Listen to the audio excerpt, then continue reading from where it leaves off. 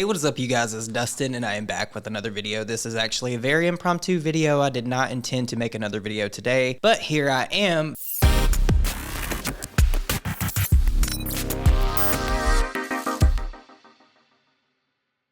Because after I posted my last video about Gypsy Rose, I walked outside and Nick was watching Emily D. Baker's live stream about the Ruby Franke and Jodi Hildebrandt case, and they were being sentenced, and I was like, oh wow, I want to talk about this and I want to react to it, because in the past I have made videos about 8 Passengers and how Ruby Franke treated her kids. In one video I believe I talked about how her kid went to school and forgot their lunch, and she was talking about how she hoped that no one gave her kid food. The natural outcome is she's just going to need to be hungry. And hopefully nobody gives her food and nobody steps in and gives her a lunch. I believe I talked about in another video how she wasn't getting 2 of her kids Christmas gifts because she wanted to teach them some kind of life lesson. This year they are not going to be visited by Santa. We let them know that the Christmas morning, their 4 older siblings will be getting Christmas presents to open, and that they will have the gift of love from their dad and I. Because we want them to really have a visceral experience that hits them. Keeping them home from school and wiping the floorboards would like really bring pain. And it wasn't painful for them. They're like, oh yeah, we get to stay home from school and clean floorboards. This is kind of fun. It's like, and they haven't affected them. It's because they're so numb. And so the more numb your child is, the greater experience, the bigger the outcome. They need to wake them up. I don't know how this woman thinks, but obviously how she thinks got her put in prison, because now she's being sentenced to 60 years. And I know that there's a lot of debate about that. I don't know about all of this. I haven't covered all of this that much. But what I wanted to do is come on here and read a CBS News article that I found, since I didn't follow this as meticulously as I have other things. So if you guys already know about this, feel free to chime in the comments. For those of you that don't, this could be a great recap so you could get caught up on what's going on with 8 Passengers and Ruby Franke. I will be linking this news article down below if you would like to read it for yourself, but it is titled, Ruby Franke and Jodi Hildebrandt sentenced to up to 30 years in prison in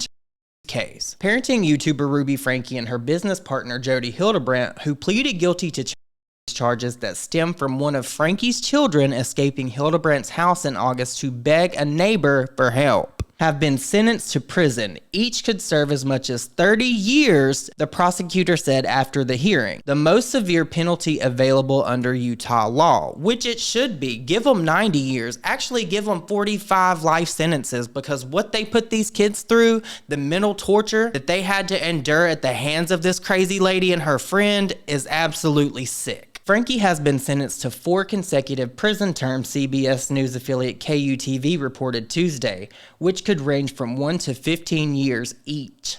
Give them 45 years each. It's what they deserve. The Utah Board of Pardons and Parole will determine prison time. KUTV reported Franke has 30 days to appeal the decision. Now, we all know that she's going to try to appeal this. I really, truly don't know how she's going to get out of this, but I'm sure that we can expect her to do that, because she's not going to want to do this time. And I've seen a lot of people saying that even if she does do this time, she may end up doing it around 5 years. Hopefully that's not the case. And if that is the case, the state of Utah will have failed every single one of those children. Franke, who gave parenting advice on her now defunct 8 Passengers YouTube channel, and Hildebrandt, who operated a counseling business called Connections Classroom, were each initially charged with 6 counts of aggravated, a second-degree felony.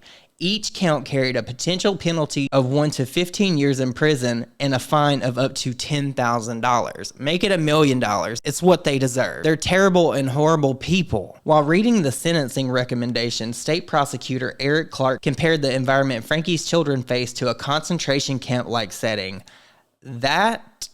Ooh, and I believe it, because she was very militant, and said that Franke committed horrible acts of child.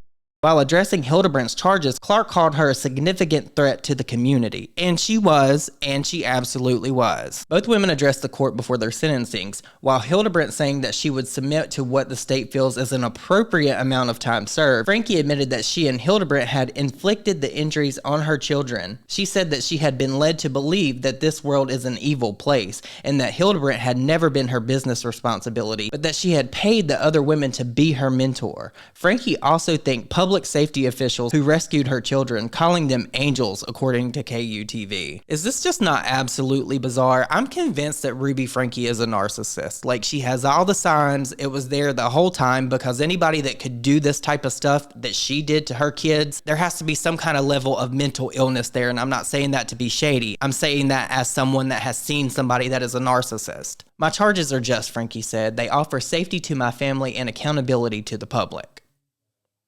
Now the article gets into what Jodi Hildebrandt and Ruby Franke did that got them here. In December, Franke pleaded guilty to 4 counts and admitted that she tortured her children. She admitted that she tortured her kids. And this is someone that was on YouTube trying to tell people how to raise their children. Why was she ever allowed to have a platform? This is why I say most family channels are bad. I'm not saying they're all bad, but the vast majority of family channels, they're not good. And I don't think anybody should have ever been taking any kind of advice from Ruby Franke, including the now 12-year-old boy who escaped Hildebrandt's home. In the plea agreement, which contained graphic details of Franke said her son was often kept bound and that her 9-year-old daughter was made to do manual labor outside in the hot sun with no water or shoes. Both children were often told they were possessed and that their punishments were necessary to help them. That is wild to me. So not only are you physically hurting your children, you're also mentally torturing your kids. You're mentally harming them. I honestly feel like I should be Wendy Williams right now and say that thing that she said, but I'm not going to say it. But if you know, you know. The boy told officials that Hildebrandt had tied him up and used home remedies to treat wounds caused by restraints, according to court documents reviewed by KUTV. As part of her plea deal, Franke agreed to serve a prison term and agreed that her sentences would run consecutively. She also agreed to testify against Hildebrandt. Hildebrandt also pleaded guilty just days after Franke to 4 counts of.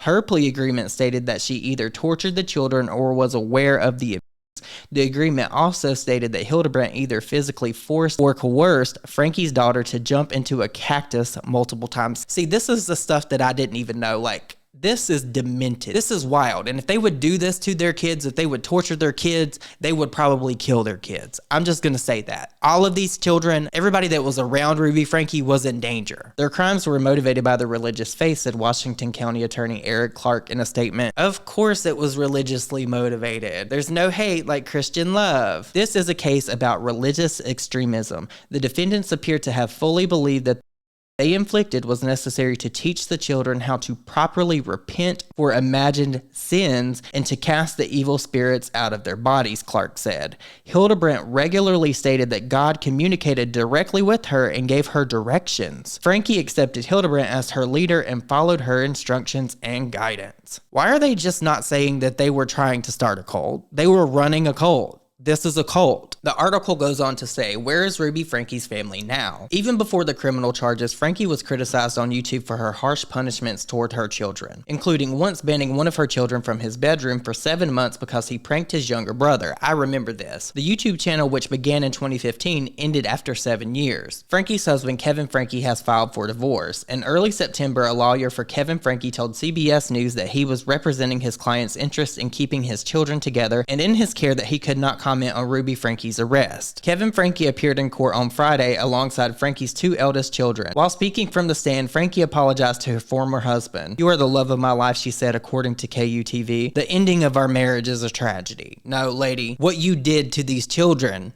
is a tragedy. Franke's parents and brother filed statements with the court ahead of sentencing Tuesday, blaming Hildebrandt's influence for her actions. Franke's brother, Bew Giffith, said that he had also been enrolled in Hildebrandt's Connections program. At the continued encouragement of Miss Hildebrandt, Ruby systematically pushed those around her away. First myself, and then our sisters, parents, and close friends, and then her husband, and finally her own children.